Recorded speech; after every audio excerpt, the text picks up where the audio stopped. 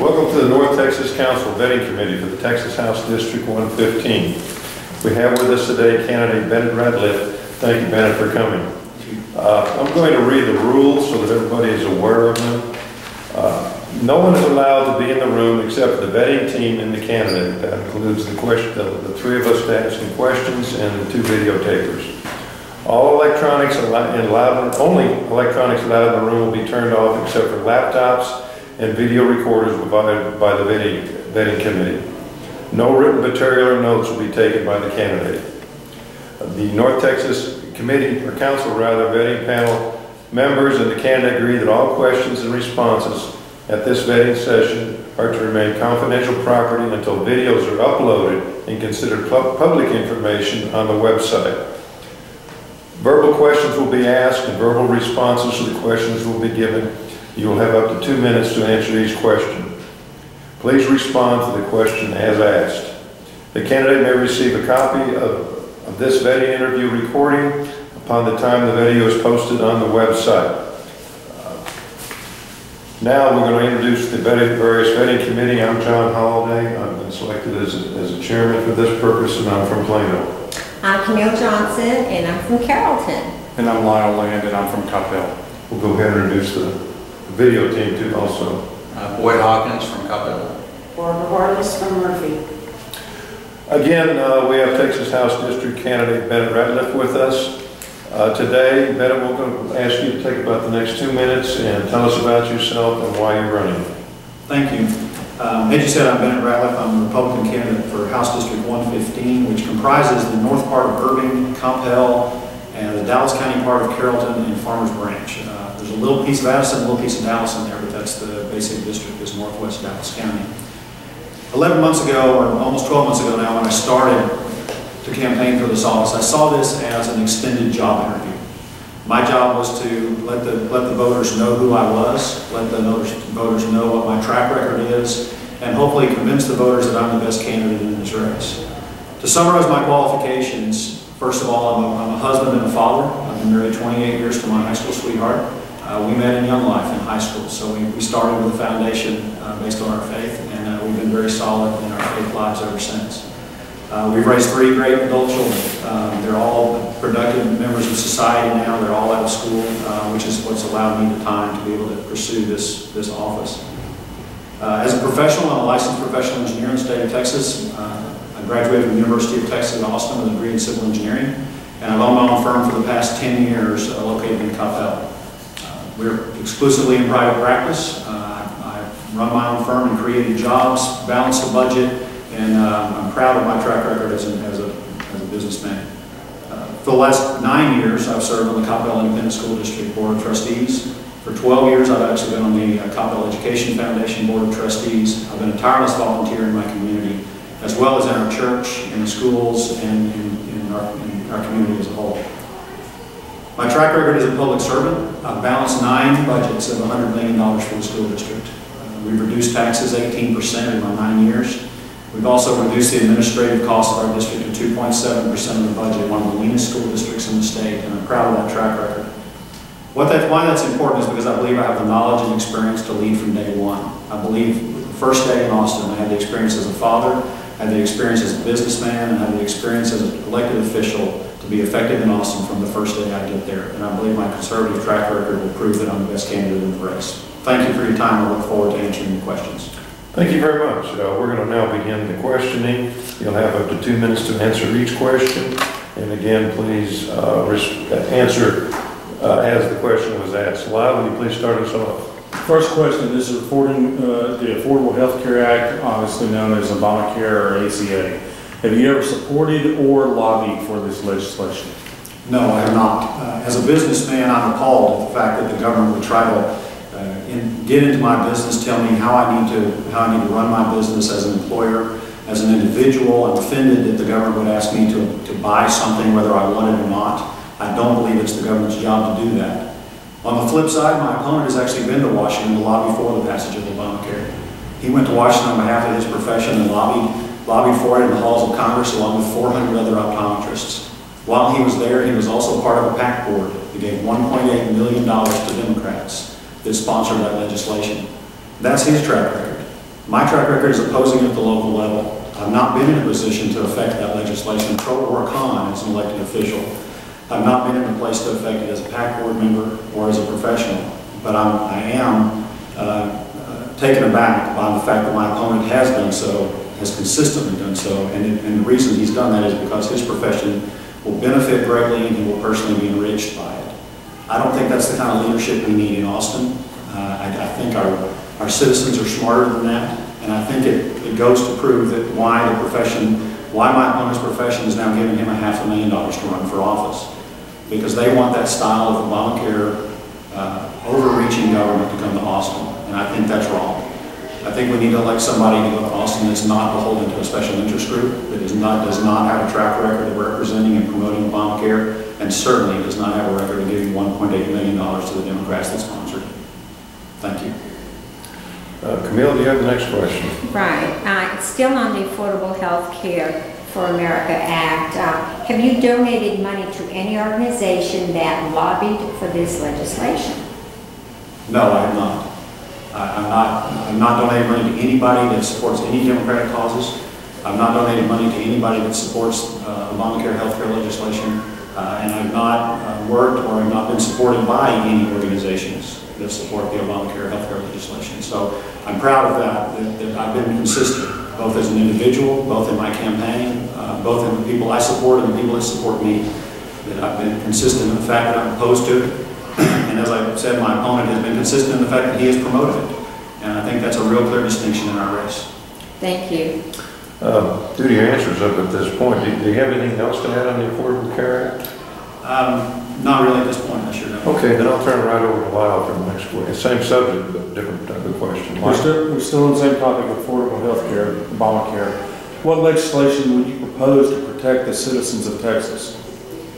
I think we've got to take a hard look at our participation in the Medicare portion of that, or Medicaid portion of that, because I think given now that the Supreme Court ruling, we have the option of not participating. I think that that's probably going to be one of our better options, but I do want to make sure that we protect the citizens of Texas to provide what we need to provide, but I want to keep us with our sovereignty and our state's rights as far as what we're obligated to provide and what our citizens need. But I don't believe it's the federal government's job to do that, and I would be opposed to anything that doesn't continue to protect our sovereignty. So one of the things I want to get more involved in is developing legislation that will give us that freedom and the sovereignty under the new Supreme Court ruling to make sure that we have the rights to do what we need to do for our citizens without federal government intervention.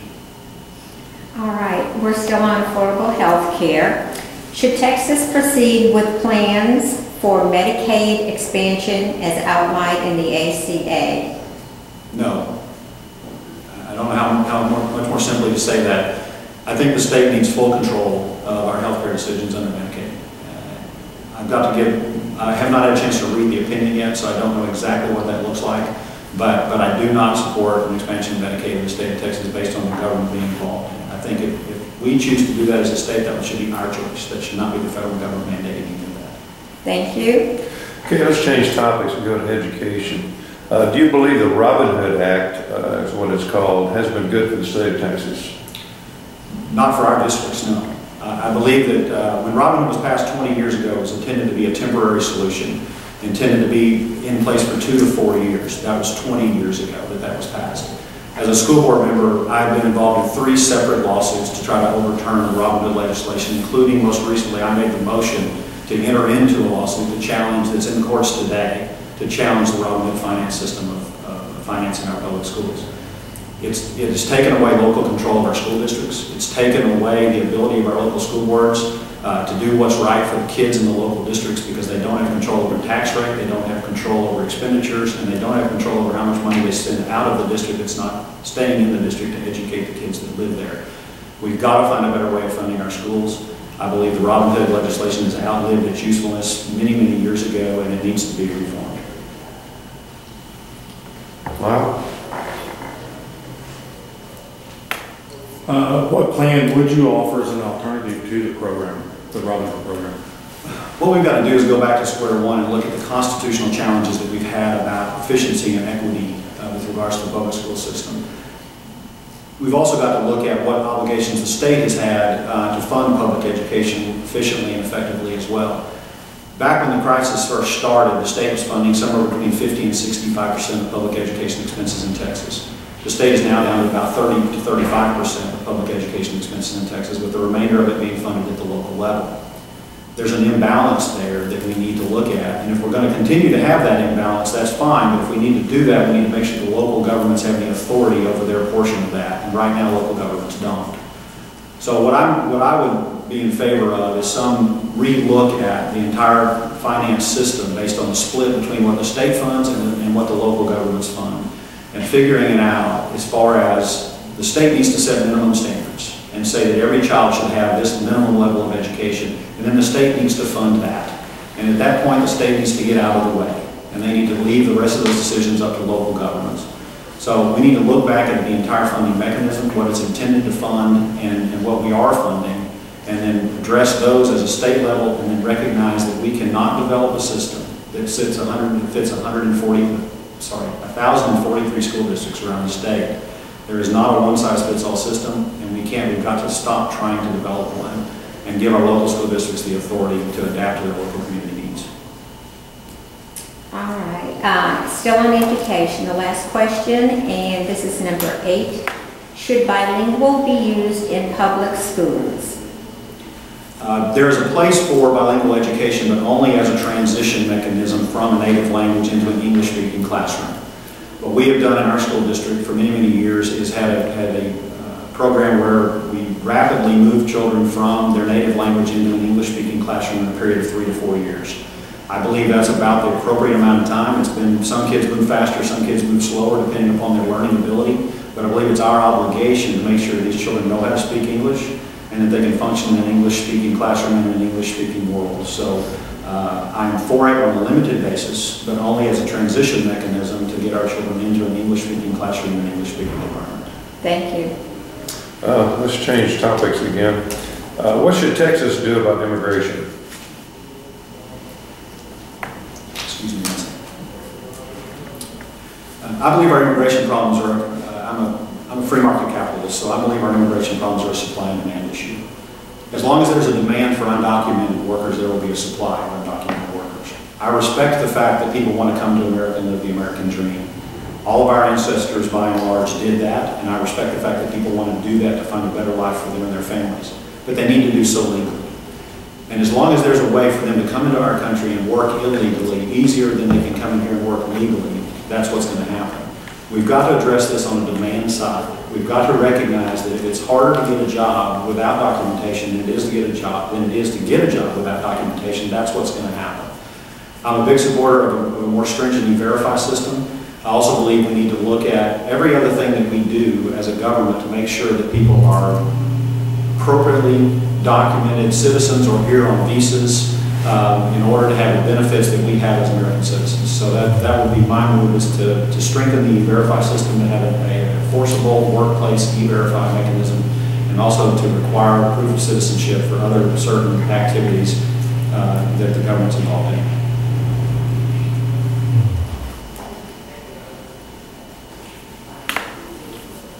Following up on that, and you may have just answered some of that, what legislation do you plan to introduce regarding immigration?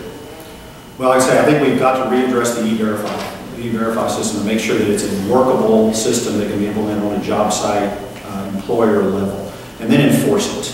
Right now, part of our problem is not that we don't have enough laws. We do have some laws, they're just not being enforced. We're not enforcing them, we're not making sure that our employers and workplaces follow them, and we need to have an enforceable mechanism to do that. So we need to take a good look at those laws again and make sure that they are appropriate for the current economy and appropriate for the current environment, but we need to make sure that they're enforceable, because there's a phrase I heard recently called self-deportation, that we don't need to necessarily be forcing people back across the border. If we make it where it's better for them to go across the border and come back legally, that's what they'll do. And so we need to find a way to make sure that that we're enforcing our laws locally, and that we have the laws in place that we can enforce.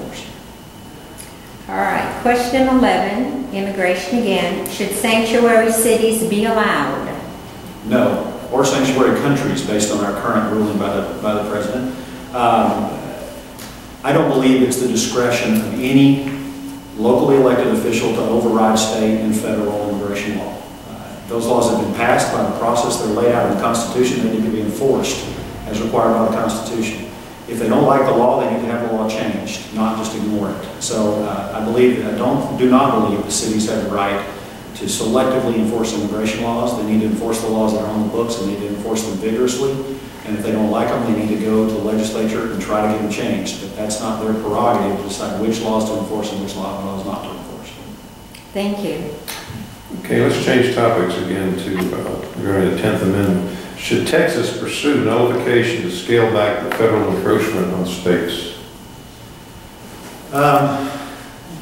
Should they pursue it? Absolutely. I mean, I think we've been pursuing it on a case-by-case basis as the laws are passed that we don't like. On a broader scale, it's a little bigger challenge because it would require probably some constitutional action that would be very difficult to achieve. So I do agree with what Attorney General Abbott and Governor Perry have been doing with challenging individual mandates that are coming down from the federal government as far as states' rights issues. And I believe we need to continue to chase our states' rights in that manner, because I think we can, if we win this battle, win this war one battle at a time, as opposed to trying to take it on as a larger issue.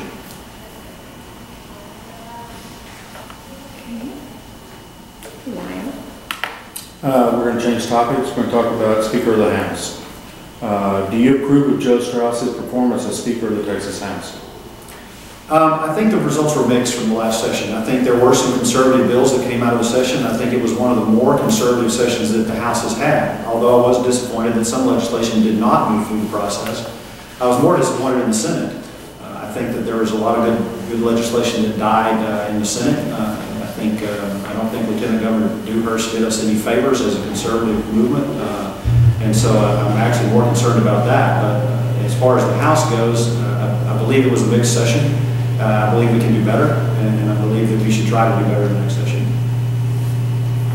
All right, question 14. Assuming the only candidates are Joe Strauss and Brian Hughes, who do you support the plan to vote for and why? I've not completely finished vetting Representative Hughes at this point. I haven't met him, and I do know a little bit about his record. To be honest with you, I've not completely made up my mind about Strauss either. So at this point, I've not committed or completed my own analysis of the people in the race. I believe there's probably going to be other candidates that enter the race, and so I've not gone through the exercise of trying to do my research just yet, but I will do that once all the candidates are determined and try to figure out who will lead us in the most conservative session in the next legislature. Thank you. A question on Texas Code Section 302.032, which is the Texas House pledge card violation. It's a misdemeanor. Are you familiar with this and have any opinions on it? I'm not familiar with pledge cards. I'm not familiar with the code section, but I am familiar with the pledge card system, and I do not agree with the pledge card system. I've said repeatedly I would not sign a pledge card. I've not been presented one, but I wouldn't sign one if presented. I don't believe that's the way to do business. I believe the vote needs to be held in public, on the internet or in person, where you can watch all of the debate and all of the decisions that are being made. I think that's open and transparent for the citizens to watch. Thank you.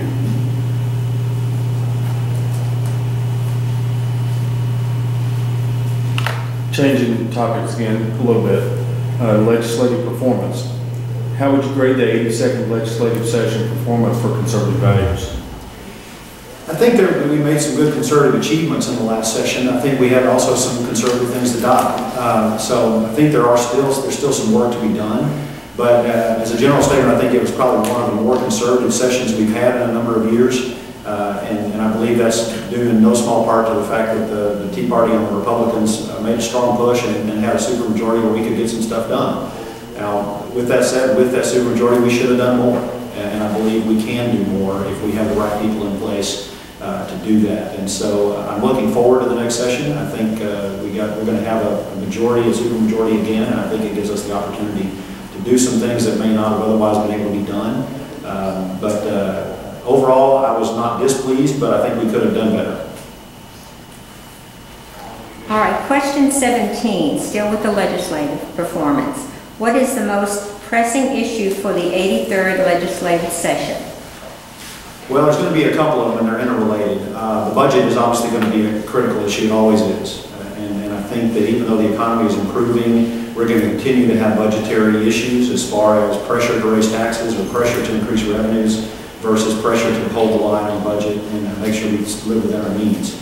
And I think that's going to be important to send somebody to Austin that understands that process, understands how to balance a budget and has done it like I have. The other critical issue I think is going to be facing the legislature this next session is education. Our education system is in the courts right now, and I do believe that in the next 3 to 6 months, the Supreme Court is probably going to find our school finance system, the Robin Hood system, unconstitutional one more time. And as a result, we're going to end up in a constitutional crisis about how we fund education. And so we're going to have some experienced leaders down there that understand the school finance system, its importance to Texas, and also how to work with it and in it, or if not reform it completely in order to provide an education for our children. And last but certainly not least is going to be Medicaid. With now the ObamaCare bill being upheld by the Supreme Court, we're going to have to address that issue. And being that it's the second largest part of our budget, I think that's going to be a critical element. So the budget being number one, and then the two largest pieces of the budget being education and Medicaid are going to have to be the top three priorities of the legislative session, because that's the most current issues facing the state and the ones that are going to affect us in the pocketbook the most. Thank you. What can you do as a freshman? What can you do to impact the performance of the 83rd legislative session? Well, given that there's, by current counts, it looks like it may be as much as half of the House of Representatives that will be either freshmen or sophomores next session, I think there's an opportunity for experienced, seasoned leaders to step up. With half of the House being relatively new or brand new members, we're going to be looking for some new leaders. We're going to be looking for some new people to step up that have the character and have the skills and have the knowledge to lead moving forward. I believe I can do that. I believe I have the experience, both in my personal and professional and civic lives, to do that. I believe I can hit the ground running from day one because I understand the process in Austin and I understand how to get things done, and I think people are going to look to leaders that are going to be able to do that. So with that said, I believe as one of those people that can step up and be a leader from day one, I believe I can have an impact on the process. I think I can move some bills forward. I think I can move some concepts forward. And I think I can make a difference the first day, because there's going to be new leaders emerging and the opportunity for new leaders to emerge and step up and make a difference on the day from the first day. Thank you. Change the topics a little bit. Campaign operations and finances is your own topic. What individuals/groups have contributed significantly to your campaign?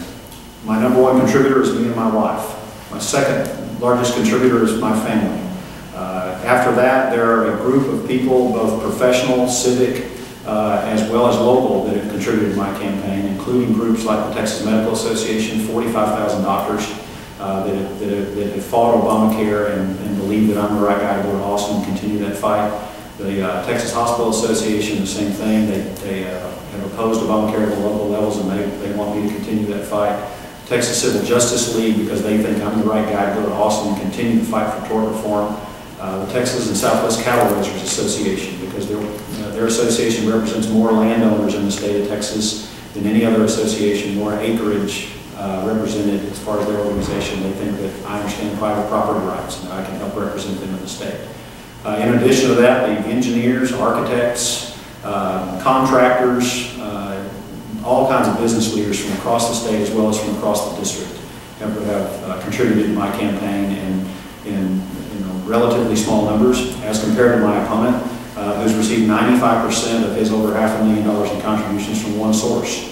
I don't think an election is for sale, and I think anytime somebody gives you $500,000 to run for office, they're trying to buy something. And they're obviously trying to buy influence in the legislature, and I just think that's wrong. My support is broad-based. It's from everywhere from education to healthcare to business interests. It's from private citizens both within and outside the district. The people that are just interested in good government and making sure that they have somebody down there that's well-rounded and not representing a special interest group. Okay, question number 20, still with campaign operations and finance. What are those entities proposing for legislation or actions on your part? The entities that are supporting my campaign? Yes. Well, since I'm my own personal largest donor, I don't have a particular agenda that I'm wanting to go to Austin for. To my knowledge, there is no legislation. I've not been told of any pending legislation that I've been presented with by any of the groups that are supporting me that they've asked me if I'll carry. There aren't any burning issues with any of those groups other than they just want to make sure and continue to move their issues forward as far as tort reform, private property rights, and business expansion in the state of Texas. As compared to my opponent, whose interest group has tried repeatedly to get a law passed to allow optometrists to do laser eye surgery. And for people that aren't licensed to practice medicine in Texas, I think that's dangerous. I don't want people who aren't licensed to practice medicine cutting on my eyes, and I don't think they ought to be cutting on anybody else's eyes. I think that ought to be restricted to people who are licensed to practice medicine that have medical degrees and medical certification. I also don't believe that the special interest group that supports my opponent, they want to expand Obamacare and enrich themselves with the state exchanges, and I just don't think that's right. So the two things that they want carried are the reason that they've invested so heavily in his account and his campaign, and the groups that are supporting me are by and large in small numbers and small financial numbers compared to his $500,000, and I think they're more interested in just a good, well-rounded representative that will represent our district. Thank you. I believe you've answered this next question, so I'll just, if you have anything else to make any comments along these lines, please do so. If you said it. On which? So on finance. On financing your campaign. Well, I think it's important to recognize that my opponent spent over twice as much as the rest of the candidates combined in the first round of the primary, over $500,000 compared to less than half of that from the other four candidates combined. I think it's important to recognize that he's outspent me over 4-to-1 in this race. I think you can drive around the district and see the results of that with signs, with direct mail, with paid staff, with those things. And I think we as voters need to be aware that there's a group out there trying to buy this election. And I just don't think our elections are for sale. I've done my election the old-fashioned way. People will know that I've knocked on their door and I'm believing earning it with sweat equity.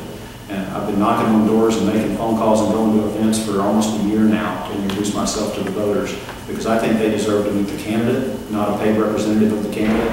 I think they deserve to meet me and my family and my wife and my children when appropriate, and to understand who I am and what my core values are. And so I think it's important that we recognize the very distinct differences between my campaign and my opponent's campaign.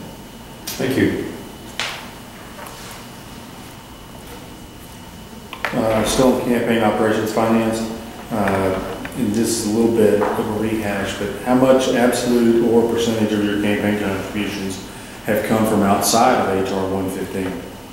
At last count, over 60% of my money can come from inside the district. And I've not run that analysis on the most recent campaign finance report, so I don't have a more current number, but over half my money has come from inside the district consistently.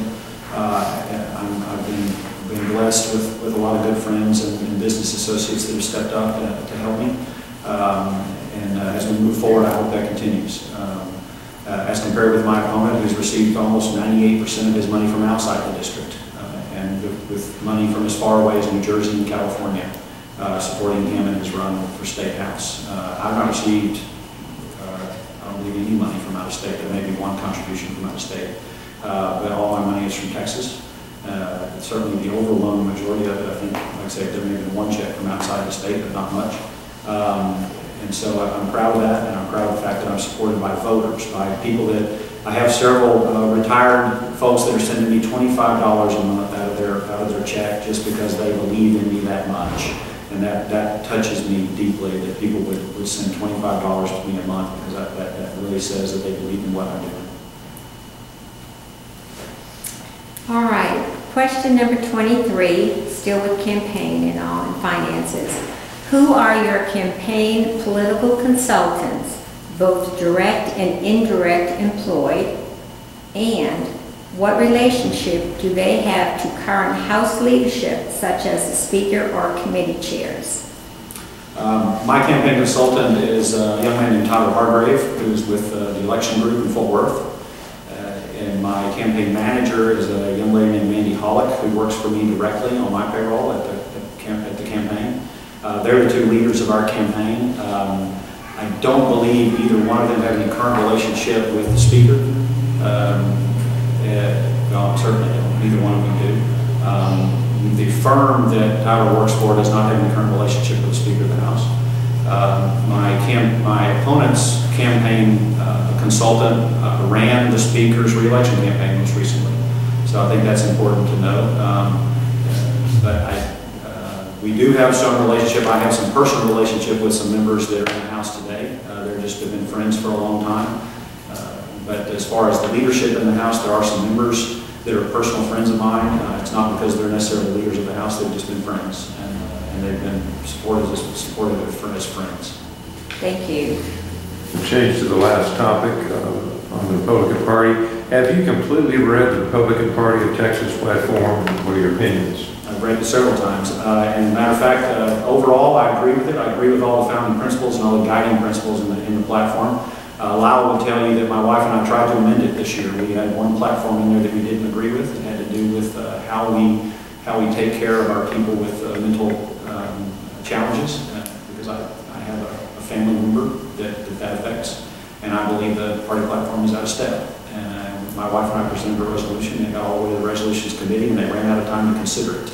So we will present it again because it did get overwhelmingly approved at the senatorial convention, and I would like to see it implemented in the party platform. So there are a few minor things that I don't agree with in the platform, but by and large I agree with the principles and the guiding founding principles in the platform, and I have read it a number of times. And I was actually on the floor when it was adopted at the most recent convention. Next question, very highly related to the last one. Will your legislative actions completely conform to the RPT platform? I think it's impossible to say that they would completely conform, because I think the Republican Party platform, like a lot of documents, is written from a statewide level. It's written from a much higher 100,000-foot view of what's going on in our state today. And I believe that as an elected representative, I need to represent our district. And so there will be some times where we will deviate from platform. I think as far as the philosophy and the founding principles of the platform, yes, it will be one of the things that, since I agree with everything in there, it will guide me. But as far as when we get down into the details, I will need to consider the details with regards to how it affects our district and the people in our district.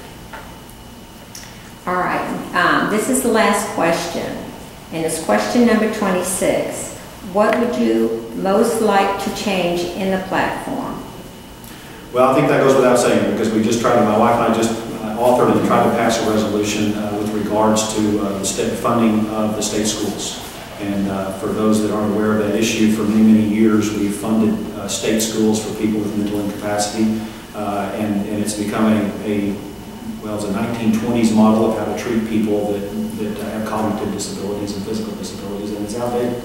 Not to mention it's 4 times as expensive as serving them in a much more dignified environment in the community where their families can visit them and they can have access to the community and a more quality, better quality of life. So my wife and I wanted to change that. She's very passionate about it. I'm very passionate about it. The two of us have worked with people with disabilities and causes for people with disabilities for 27 years now, since my son was born. And so it's a passion of ours, and I will continue to fight that battle because I think that's something that needs to be changed in life. Thank you. Thank you. That will conclude our videotaping.